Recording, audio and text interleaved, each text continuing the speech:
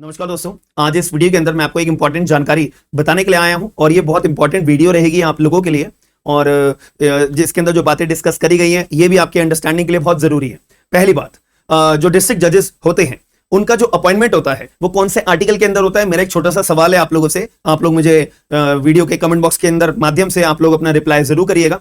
तो इसका जवाब ये होता है article number 233 of Indian constitution के अंदर ये बात साफ लिखा हुआ है कि अगर डिस्ट्रिक्ट जजेस की हमारे को जरूरत पड़ेगी तो उनका अपॉइंटमेंट किया जा सकता है। एलिजिबिलिटी क्राइटेरिया भी बताया हुआ है, 7 साल का एक्सपीरियंस एज एन एडवोकेट होना चाहिए। तो बाय डायरेक्ट रिक्रूटमेंट, जिसको हम बोलते हैं हायर जुडिशरी का एग्जाम कंडक्ट करके उनका अपॉइंटमेंट किया जाता है under article 233 of our Indian constitution. ये एक छोटा सा मेरा भी सवाल है कि जैसे कि अभी सुप्रीम कोर्ट ऑफ इंडिया का जजमेंट आया है कि अगर आपको लोअर जुडिशरी के अंदर सिविल जज का अगर एग्जाम देना है तो आपको एलएलबी के बाद 3 साल का as an advocate practising experience mandatory है। ये सुप्रीम कोर्ट ऑफ इंडिया का कंसर्न अपना 20 मई को जजमेंट आया है।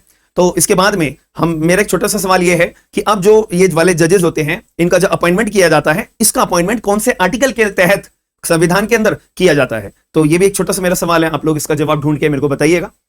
ठीक है जी। और अब मुद्दे की बात आते हैं कि अब जब अपॉइंटमेंट की तो बात करी जा रही है, संविधान के अंदर अपॉइंटमेंट की तो बात करी हुई है कि डिस्ट्रिक्ट जजेस का अपॉइंटमेंट करना है तो आप करोगे एज पर आर्टिकल 233 और उसका प्रोसीजर भी बताया हुआ है वगैरह वगैरह। बाय प्रमोशंस के जरिए भी सिविल जज आप हो तो आपका प्रमोशन करके आपको एडीजे बना दिया जाएगा, फिर डीजे बना दिया जाएगा, एक्सेट्रा एक्सेट्रा। ये सब प्रावधान तो हमारे संविधान के अंदर मेंशन है। लेकिन अगर बात आती है कि उनके रिटायरमेंट को लेके, तो रिटायरमेंट के रिगार्डिंग हमारे संविधान में कुछ नहीं बोला हुआ है, कोई आर्टिकल नहीं है जो एक्चुअल में रिटायरमेंट एज के बारे में डिफाइन करता हो। तो अब डिस्ट्रिक्ट जजेस जो होते हैं हमारे, उनका रिटायरमेंट कैसे होगा कैसे नहीं होगा, तो ये हमारा गवर्न होता है स्टेट के, अलग अलग स्टेट के अपने अपने रूल्स होते हैं, उसके द्वारा अपने बनाए जाते हैं। हाई कोर्ट्स अपने रूल्स को बनाते हैं under the confirmation by the state government के द्वारा। तो ये दोनों मिलकर अपने जो है रूल्स बनाते हैं और उन्हीं के बेसिस पे ही retirement age, allowances, etcetera etcetera, perks वो डिसाइड करे जाते हैं। और हालांकि अगर हम बात करी जाए हर स्टेट के अपने मुद्दे की बात अगर करी जाए, हर स्टेट के अपने सेम रूल्स हैं, सेम पर्क्स हैं, सेम अलाउंसेस के यहाँ पे जो प्रावधान है वो बनाए हुए हैं।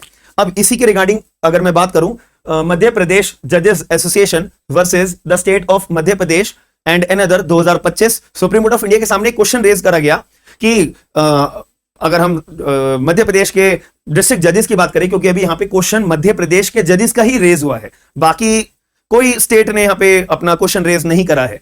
तो यहाँ पे बोला गया है कि मध्य प्रदेश के अंदर जो डिस्ट्रिक्ट जज साहब होते हैं उनकी रिटायरमेंट एज होती है 60 ईयर्स। अगर आप 60 साल की उम्र के अंदर आ चुके हो, क्रॉस कर चुके हो और आप डीजे हो या एडीजे हो तो आपका रिटायरमेंट का टाइम आ चुका है, अब आपको रिटायर्ड आपको कर दिया जाएगा। अब यहाँ पे क्वेश्चन रेज करा गया या पॉइंट ऑफ व्यू रेज करा गया, अपना कंसर्न रेज करा गया कि जो रिटायरमेंट की एज है डीजे साहब की वो रेज कर दी जाए 60 साल की बजाय 61 साल, 61 ईयर्स के अंदर रिटायर्ड होना चाहिए। तो मध्य प्रदेश हाईकोर्ट के सामने अपना ये प्ली रेज करी गई थी मध्य प्रदेश जजेस एसोसिएशन के द्वारा, लेकिन हाईकोर्ट साहब ने ये मना कर दिया कि सॉरी, 2002 के अंदर ऑल इंडिया जजेस एसोसिएशन का सुप्रीम कोर्ट ऑफ इंडिया का जजमेंट था जिसमें सुप्रीम कोर्ट साहब ने ऑलरेडी मना करा हुआ है कि नहीं नहीं, उनकी रिटायरमेंट एज 62 ईयर्स के लिए उन्होंने आवाज उठाई थी तो नहीं रेज कर सकते। अब मामला गया फिर सुप्रीम कोर्ट ऑफ इंडिया के अंदर, रिट पिटीशन फाइल करी है। तो ये आपको ऑर्डर की कॉपी है, बट याद रखना ये ना 21 मई की ऑर्डर की कॉपी है, ठीक है। और 26 मई तक के लिए ये केस अपना लिस्ट कर दिया था। 26 मई के का जो जजमेंट आया ना वो अभी जजमेंट की कॉपी अपलोड नहीं हुई है, बट आपको मेरे को ये जजमेंट की कॉपी ऑफिशियल दिखानी थी, तो इसके लिए मैंने आपको केस का नाम दिखाना था, 26 तारीख को क्या ऑर्डर आया है उसके बारे में बताना था, तो इसीलिए मैंने ये आपको 21 वाले मतलब इससे प्रीवियस वाला जो ऑर्डर था उसकी ये कॉपी निकाल के रखी हुई है। तो honourable supreme Court of India ने अपना क्लैरिफाई कर दिया है, क्लीन चिट दे दी है कि मध्य प्रदेश के अंदर जो भी डीजे साहब हैं और उनका रिटायरमेंट उनके रिटायरमेंट की अगर बात करी जाए तो उनका रिटायरमेंट 61 ईयर्स के अंदर ही होगा। और यहां पे डायरेक्शंस भी दे दी है मध्य प्रदेश हाईकोर्ट को कि आप जो है अपना एडमिनिस्ट्रेटिव एक्शंस, जो मॉडिफिकेशन, जो चेंजेस, जो सर्कुलर या कोई अमेंडमेंट करनी है उसको अमेंडमेंट करिए। और उसके बाद मध्य प्रदेश डीजे, अगर मध्य प्रदेश के अंदर कोई भी डीजे साहब हैं, एडीजे साहब हैं, उनका रिटायरमेंट 61 ईयर्स के अंदर ही होगा। हम as a Supreme Court of India के नाते आपको ये डायरेक्शंस जारी कर रहे हैं, दैट्स इट। तो ये बात क्लैरिफाई करी हुई है, बट याद रखना ये रूल अभी एमपी के अंदर आया है, बाकी और जगह पे ये रूल नहीं आया है। In the future point of view अगर बात करें तो सारे जजेस के एसोसिएशन भी अब ये आने वाले टाइम में अपने अपने एप्लीकेशंस या रिट पिटीशन फाइल करके हो सकता है कि ऑल ओवर इंडिया ये रूल लागू हो जाए, बट अभी एक स्टेट में ये रूल लागू हो चुका है कि 61 ईयर्स के अंदर इनका रिटायरमेंट का एज माना जाएगा। अब एक छोटा सा पॉइंट ऑफ व्यू आपके मन में भी आएगा कि अब जब रिटायरमेंट की एज बढ़ा दी गई है तो यानी कि 1 साल तक के लिए जज साहब जो और बैठेंगे अपनी चेयर पे, तो यानी कि अगर उनकी सीट जो वैकेंट 60 साल की उम्र के अंदर हो जाती और उनकी सीट जो है अब दूसरा व्यक्ति मतलब दूसरे जज साहब आके बैठते, तो ऐसे केस में अब वो 1 साल डिले हो जाएगा, मतलब 1 साल के बाद उनकी सीट खाली होगी, उसके बाद उनकी सीट पे 1 साल डिले मतलब बिठाया जाएगा, 1 साल बाद उनको नए जो जज साहब होंगे वो बैठेंगे।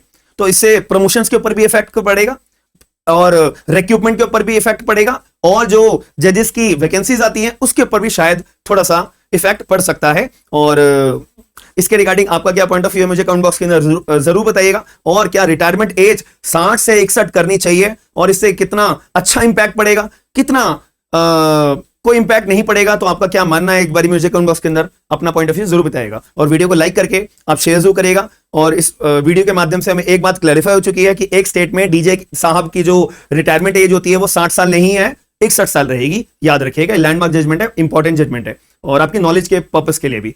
तो ये वीडियो को शेयर करके लोगों को अवेयर जरूर करिएगा कि ऐसा रूल नया आ चुका है। और आपका क्या point of view comment box के अंदर जरूर बताएगा। और अगर हमारी एप्लीकेशन आपको डाउनलोड करनी है तो डिस्क्रिप्शन बॉक्स के अंदर लिंक्स अवेलेबल है, पोस्टर भी आपको दिखाई दे रहा होगा।